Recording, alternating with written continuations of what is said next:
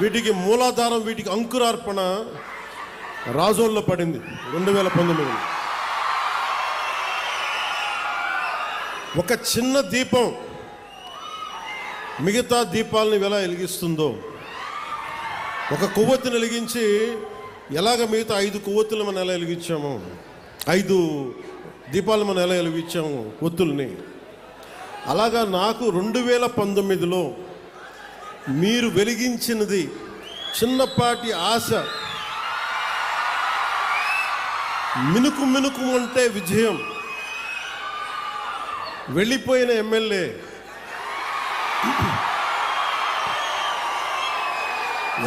వెళ్ళిపోయినా ప్రజలు వెళ్ళా, నా అన్నదమ్ములు వెళ్ళా, నా మాడపడుచులు వెళ్ళా, మా అక్క చెల్లెలు వెళ్ళా, మమ్మల్ని నిరంతరం చిరంజీవిగా ఉండని ఆశీర్వదించే పెద్దల వదల్లా.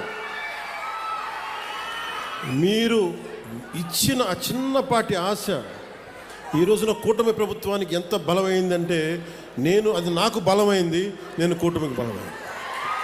అది మీరు ఇచ్చింది. అందుకు నాకు ప్రత్యేకించి బాధ్యత ఉంది. నాకు రాజోలకి ఇందాక మన సోదరులు హరీష్ గారు చెప్పినట్టుగా, నేను గెలవటం పిఠాపురం నుంచి పోటీ చేశాను, గెలిచాను. కానీ రాజోలు నేను గుండెల్లో పెట్టుకుని నియోజకవర్గం. అందుకే పరమశివుడి ఆశీస్సులతోటి ఆలయాన్ని మొత్తం నేను అతి త్వరలో దానికి నిర్మాణానికి పూర్తి స్థాయిలో నా సహకారాన్ని దానికి అందిస్తాను. మనం పల్లె పండుగ 2.0లో రహదారులు దాదాపు 8,571 కొత్త రహదారులు నిర్మాణం చేస్తూ ఉన్నాం. 5,838 కోట్లతోటి 8,571 కిలోమీటర్లని కొత్త రహదారుల నిర్మాణం. అలాగే మనకి గోకులాలు ఉంటాయి. మనకు ఆవుని గోమాతగా పూజిస్తాం.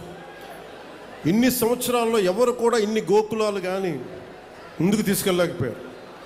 అలాంటిది మనం మన కూటమి ప్రభుత్వం వచ్చాక ఇప్పుడు దీంట్లో 375 కోట్ల రూపాయల వ్యయంతో 25,000 కొత్త మినీ గోకులాలు, 16 కోట్ల అంచనాతోటి 157 కమ్యూనిటీ గోకులాలని మనం ఏర్పాటు చేయబోతా ఉన్నాం. అలాగే 4 కోట్లు ఖర్చుతో 58 కిలోమీటర్ల మ్యాజిక్ డ్రైన్స్ని నిర్మాణం చేయబోతా ఉన్నాం. పంచాయతీ పరిధిలో 486 కోట్ల రూపాయలతోటి 15,000 కొత్త అభివృద్ధి పనులను చేయబోతా ఉన్నాం. అలాగే డిస్ట్రిక్ట్ పంచాయతీ రిసోర్స్ సెంటర్కి 148 కోట్లతోటి డిపిఆర్స్ మరియు గ్రామ పంచాయతీ భవనాలు నిర్మాణం చేస్తూ ఉన్నాం. అలాగే ఏషియన్ ఇన్ఫ్రాస్ట్రక్చర్ డెవలప్మెంట్ బ్యాంక్ నుంచి రుణ సహకారం తీసుకోవడంతో పాటు మహాత్మా గాంధీ జాతీయ ఉపాధి హామీ పథకం నిధులతోటి 15వ ఆర్థిక సంఘం నిధులతోటి ప్రధానమంత్రి గారి గ్రామ సడక్ యోజన, శాస్కి అంటే రాష్ట్ర మూలధన పెట్టుబడుల ప్రత్యేక సాయం వంటి పథకాల నుంచి దాదాపు 6,787 కోట్లు సమీకరించి పల్లె పండుగ 2 ద్వారా 13,326 గ్రామ పంచాయతీల పరిధిలో 53,382 పనులను చేపడుతున్నాం. సో దానికి మీరందరూ ప్రత్యేక అతిథులుగా వచ్చినందుకు, అది మన రాజోల్లో దీని ప్రారంభోత్సవం చేసినందుకు మీ అందరికీ మనస్ఫూర్తిగా మీకు ధన్యవాదాలు తెలుపుకుంటా ఉన్నాను.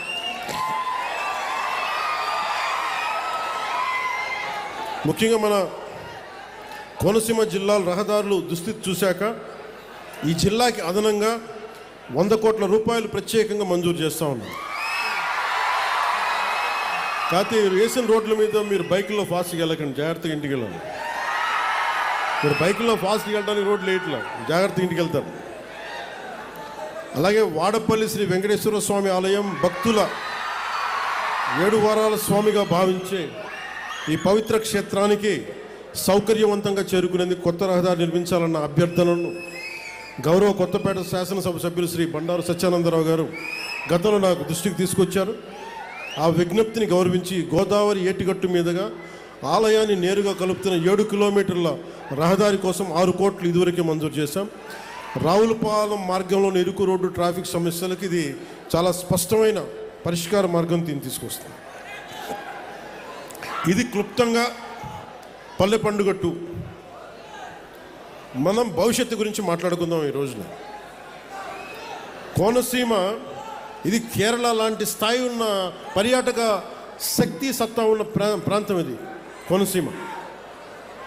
ఇందాక రైతాంగంతో మాట్లాడతా, కొబ్బరి రైతాంగంతో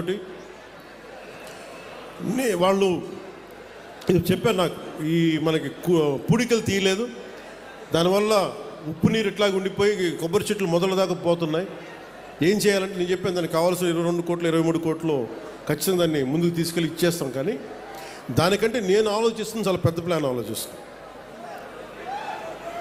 మన కోనసీమ గురించి ఆలోచిస్తాం. రైల్వే లైన్ ఒకటి ఉంది,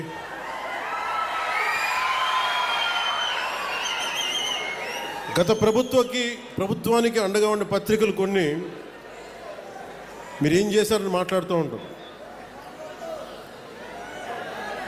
మేము మీలాగా దోచేయట్లా, మీలాగా ఎవరైనా పిటిషన్ ఇస్తే భయపెట్టట్లా, ఇన్ని వేల కోట్లు ఖర్చు పెడతా ఉన్నాం, అందరికీ సకాలానికి జీతాలు ఇస్తూ ఉన్నాం, మీరు ఇచ్చిన దానికంటే పెన్షన్లు ఇంకా బలంగా ఇస్తున్నాం, వికలాంగుల పెన్షన్లు బాగా ఇస్తున్నాం మీకంటే కూడా. వీటన్నిటి మధ్యలో ఛాలెంజ్ ఏంటంటే వీళ్ళు ఏది కూడా మీ దృష్టిలో పెట్టుకోవాల్సింది ముఖ్యంగా యువత. ఎందుకంటే నేను 2014లో 2009లో మాట్లాడినప్పుడు చాలామందికి నేను మాట్లాడుతున్న ఎంతవరకు వాస్తవ రూపం దాలుస్తుంది